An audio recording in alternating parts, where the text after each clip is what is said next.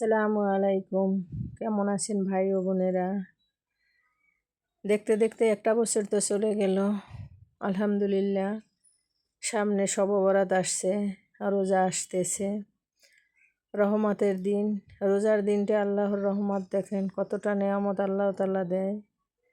তাই এই নেয়ামতের দিনটা এসে পড়েছে। শবে বরাতের দিন আমরা সবাই আল্লাহর ইবাদত বন্দেগী করব সারা রাত। আল্লাহর কাছে ভালো কিছু আমরা চাইব। এমনিতেই আল্লাহ তাআলা আমাদেরকে কত কিছু দিয়ে কত কিছু আবার নিয়েও নিয়েছেন।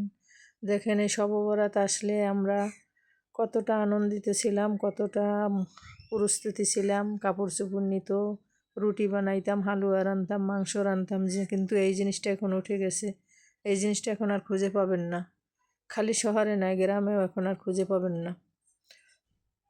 কিন্তু এই জিনিসটা গরিব মানুষ আশায় থাকতো এই জিনিসটার জন্য, কবে শবে বরাত আসবো, ওরা রুটি নিয়ে খাবো।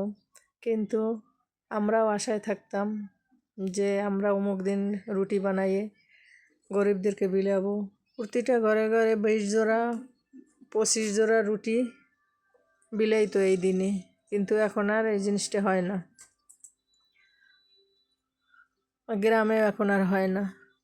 তাই সারা রাত দিন মা বোনেরা রুটি বানাইতো, আবার রাত্রে আল্লাহর ইবাদতও করতো। তারপরও তাদের কোনো ব্যস্ততা ছিল না, হরান ছিল না। আর এখন আমরা সামান্য কিছুতেই হয়রান হয়ে যাই। তাই আল্লাহর নেয়ামত কিন্তু আল্লাহ তাআলা দিয়েছিল, আবার নিয়েছে, আবার দিবে ভালো কিছু। তাই আল্লাহকে বিশ্বাস রাখবো, আল্লাহর প্রতি আমরা আল্লাহর ইবাদত বেশি বেশি করব। ফ্যামিলি সবাই মিলেমিশে একসাথে খাবার চেষ্টা করব আমরা। দেখবেন ফ্যামিলিতে সব একসাথে বসে যদি খানা দানা করে, আল্লাহ মিল মোহাব্বত বাড়িয়ে দেয়।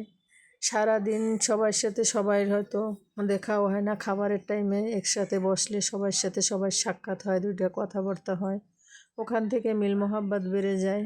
আত্মীয় স্বজন দেখেন, আগে আত্মীয় স্বজনে একজনের কিছু হইলে 10 জন দেখতে আসতো, একজনাকে কেউ কিছু বললে 10 জনে ওখানে প্রতিবাদ করতো। এখন প্রতিবাদ তো দূরের কথা, ভাই বোনের মিল মোহাব্বতটাও এখন আর নেই। এক ভাই আর এক ভাইয়ের ক্ষতি করার জন্য প্রস্তুত থাকে, এক ভাই আর এক ভাইয়ের যে অপমান করার জন্য প্রস্তুত থাকে। এই জিনিসটা বেড়ে গেছে, এখন হিংসা বিদ্যাটা অনেক বেড়ে গেছে। তাই আমরা হিংসা বিদ্যা সব কিছু ছেড়ে একসাথে বাস করব, একসাথে মিলেমিশে চলবো। এই বিশ্বাসটা যেন আমাদের প্রতি থাকে সবাই। আর সবাই আল্লাহর ইবাদত করবো, আল্লাহর কাছে এই জিনিসটাই আমরা চাইবো। মানুষ আমরা চিরদিন কেউই থাকবো না, কিন্তু আমরা ছেলে মেয়েকে এমনভাবে তৈরি করব হিংসা বিদ্যা যেন ভুলে যায়। যারা বেশি হিংসা করবে এদের থেকে আমরা বিরত থাকব। এদের কাছে হয়তো ভালো কিছু পাওয়া